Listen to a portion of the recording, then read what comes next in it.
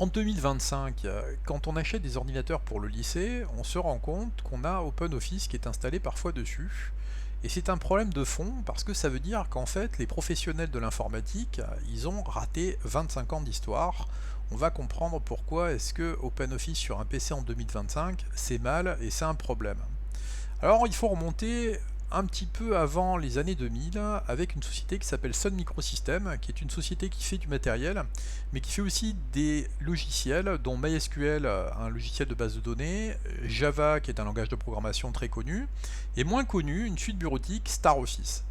À l'époque, il faut savoir, et même c'est encore le cas actuellement, que c'est Microsoft Office qui a pignon sur rue, et Star Office n'est pas un bon concurrent, donc Sun va tenter quelque chose, c'est-à-dire qu'il va libérer le code.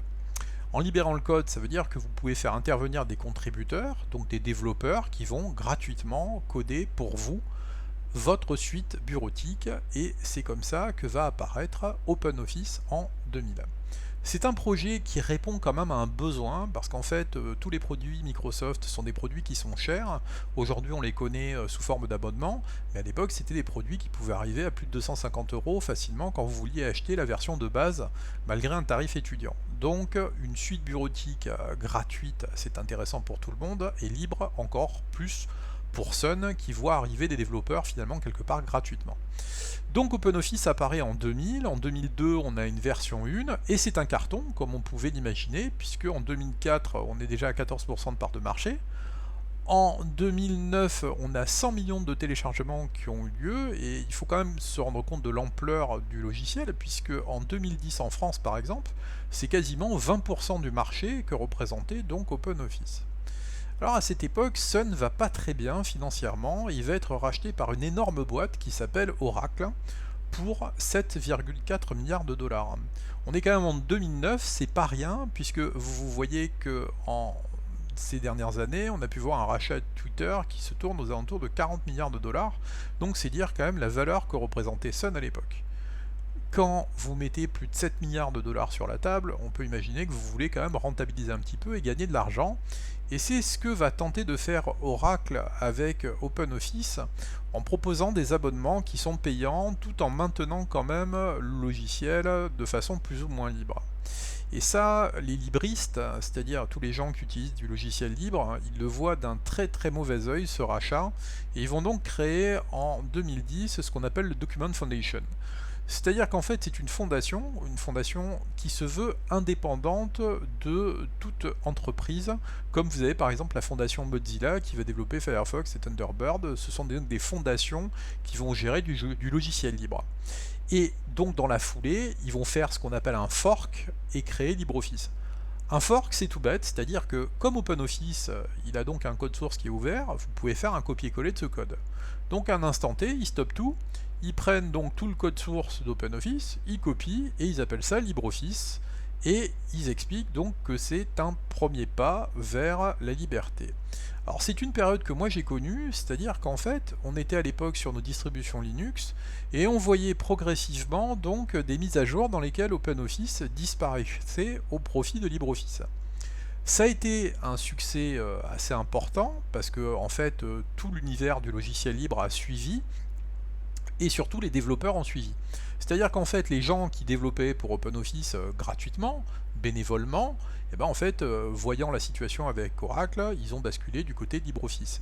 Ça veut dire qu'en fait OpenOffice très rapidement s'est fait dépasser par LibreOffice, il a perdu l'ensemble de ses développeurs, et on se doute bien que finalement Oracle n'a pas réussi à gagner de l'argent avec. Alors Oracle, pour se débarrasser du produit, qu'est-ce qu'il a fait? Il a pris OpenOffice et il l'a donné à la fondation Apache. La fondation Apache, c'est en fin de compte une fondation de plus qui gère du logiciel libre et qui a donc essayé, en ayant donc sa renommée, de continuer à faire le développement d'OpenOffice. Mais malheureusement pour la fondation Apache, les gens ils sont partis sur LibreOffice et ils n'avaient pas réellement d'intention de revenir. Cette situation-là s'est passée en 2011, vous voyez que ça commence à dater. LibreOffice, à un moment, a essayé de contacter non seulement Oracle, mais aussi la fondation Apache pour leur dire regardez, écoutez, vous avez perdu la guerre, libérez tout et donnez-nous surtout le nom. Parce qu'en fait, c'est ça qui va poser problème, c'est que le nom d'OpenOffice est tellement connu, puisque on se rappelle quand même qu'il est apparu en l'an 2000, que finalement, si aujourd'hui je me retrouve avec des gens qui mettent encore OpenOffice sur des PC en 2025, c'est que ce nom est resté tellement dans les mémoires que les gens qui sont pas très informés en informatique vont continuer de penser qu'en fait, OpenOffice c'est la suite bureautique qu'il faut installer. Et bien sûr, comme on l'a compris, c'est à tort, parce qu'ils installent un logiciel qui est moribond. Et ce qui est un petit peu triste dans cette histoire, c'est que, à la rigueur, que Oracle soit mauvais joueur parce que c'est une grosse société et qu'elle n'ait pas voulu lâcher le nom à la Document Foundation, ça peut s'entendre. Apache, qui quant à elle est une fondation qui développe du logiciel libre, elle aurait dû céder ce nom, et de cette façon-là, on aurait une union entre OpenOffice et LibreOffice, qui, quand on taperait, ne nous donnerait qu'un seul logiciel qui serait LibreOffice, et enterrerait OpenOffice qui est déjà bien mort, quoi. Et finalement, le dernier appel de pied, il a eu lieu en 2020, puisque ça correspond en fait aux 20 ans de la création d'OpenOffice, et Apache qui a répondu que tout allait bien pour OpenOffice, que c'était un nom qui était encore très connu, et finalement n'a rien voulu lâcher. Donc c'est une situation qui est un petit peu triste parce que, en fait, effectivement, les professionnels de l'informatique sont totalement impardonnables de distribuer encore du OpenOffice quand on sait qu'il est totalement mort. Mais par contre, pour un particulier qui, dans sa mémoire collective, va penser qu'encore OpenOffice, parce qu'à l'époque c'est un logiciel renommé, est encore un logiciel valide, il va avoir tendance à l'installer. Et le problème, c'est que comme OpenOffice n'est plus du tout développé, il n'est absolument pas compatible, y compris avec les documents LibreOffice qui apparaissent aujourd'hui.